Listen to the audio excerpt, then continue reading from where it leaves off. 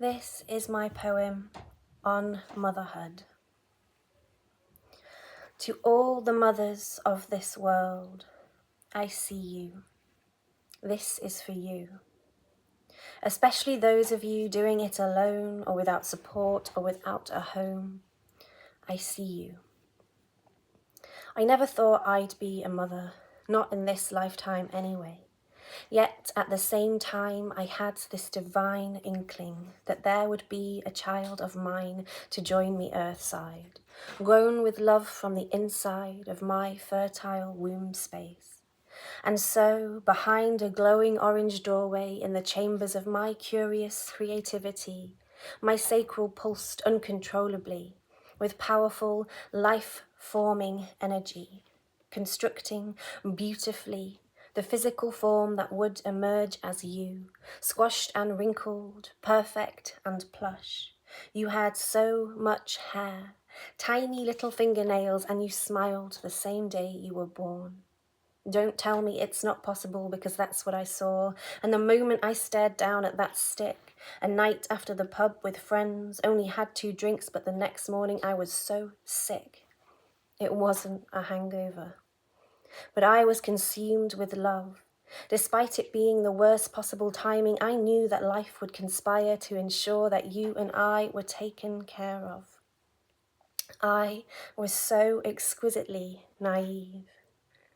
I knew nothing of what life had in store for me. I even remember saying to myself, how hard can it be? Well, to start with, pregnancy stretched me so wide. Skin paper thin, but also my heart, my mind. It opened a portal to the other side, where I became the earth, the stars, and where I merged with my ancestral line, and suddenly I was in a whole new world, an entirely new space where my heart so deeply ached for the pain carried by the women, the mothers who came before me, shrouded in a wrath I'd never known before, because suddenly I could see the way these beautiful goddesses had been brought to their knees. I felt the darkness of the heart of our world, the ghostly cries of women, the life-givers going raped and unheard. I became filled with the lost dreams of subjugation, the endless void of loss, grief, despair. And I struggled to handle this revelation. And suddenly I was aware of my own depths of pain and repressed trauma, all the parts of self I had suppressed with alcohol, drugs, false levity to hide the unplugged holes within me that leaked in agony. I became so aware of my own vulnerability. I became so aware of the immeasurable downfalls of our society. The mother is that which births and nurtures the future. But who will hold the mother as she dedicates her whole being to this new born being? I had new eyes, and I couldn't unsee the harsh and destructive impact of millennia of disconnecting patriarchy, and then how this was in a brand new light, now crushing me personally. Birthing you into this world was bittersweet. In my arms I held you softly, fiercely. So proud the moment you went to my breast, you knew exactly what to do. I knew instantly we'd make an excellent team, me and you. And in that instant, I was changed. The moment I became the vessel to offer you safe passage into being, I discovered levels of fear beyond anything rational. The future filled with so many questions. How could I, in this world, protect you? And then came the sleepless nights.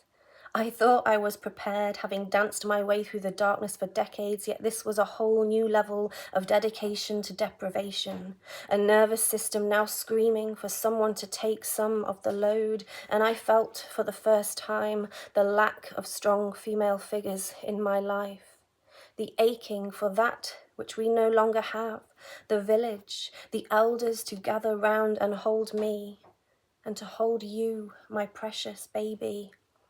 Because we were never meant to exist like this, and I now truly believe it's the isolation that kills, alone in our homes, dying for connection, juggling jobs that never end in silent torture, simultaneously disregarded as worthless members of society because it's not real work. being a mother. The reality of this conspiracy has so deeply humbled me. The women are the heartbeat of our world, and the children we bear are the future. Yet the reality of perception is so distorted, and no longer supported, we suffer in deep collective loneliness, feeling cutting guilt and shame that we can't hold this load solo without going under.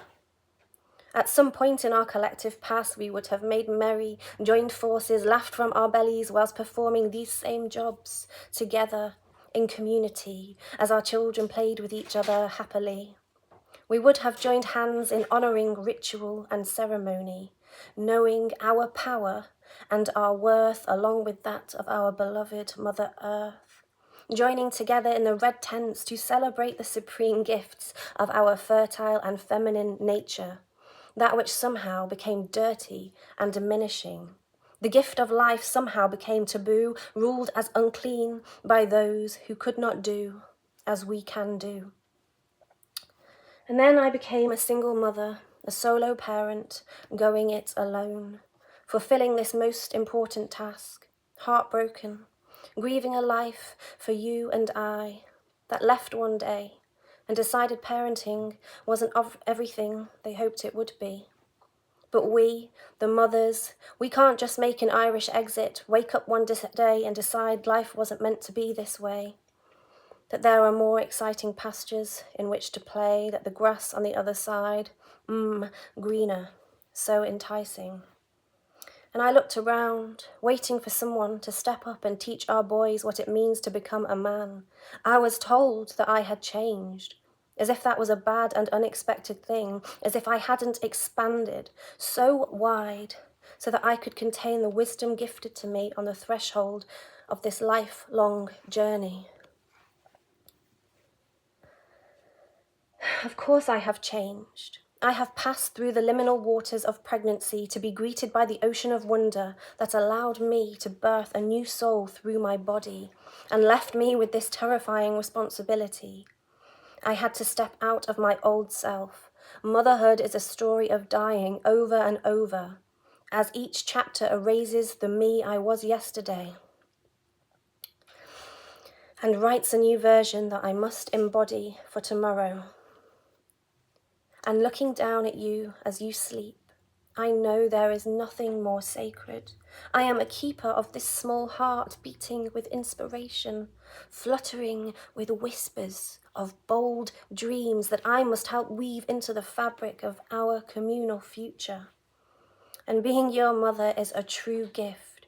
You are the kind of magic that this earth craves. But I would honestly say in so many ways it has irrevocably broken me. I could no longer see the world through the eyes of innocence. The maiden in me lifted a veil into levels of reality that have consumed me. The weight that lies so heavy on my chest comes close to suffocating me. And as I lie alone late at night, I feel the words, "I'm so sorry," reverberating through me. The truth is, this world has been stolen from us, the mothers, the healers, the midwives, the teachers, the women. We have been turned against each other. We have been spurned. We have been forced into separation. We have been conditioned into believing that we do not know our own minds, our own bodies, our own divine nature, until we have forgotten. And we have been rejected as weak and unable, when the truth is we are the only ones capable of creating new life.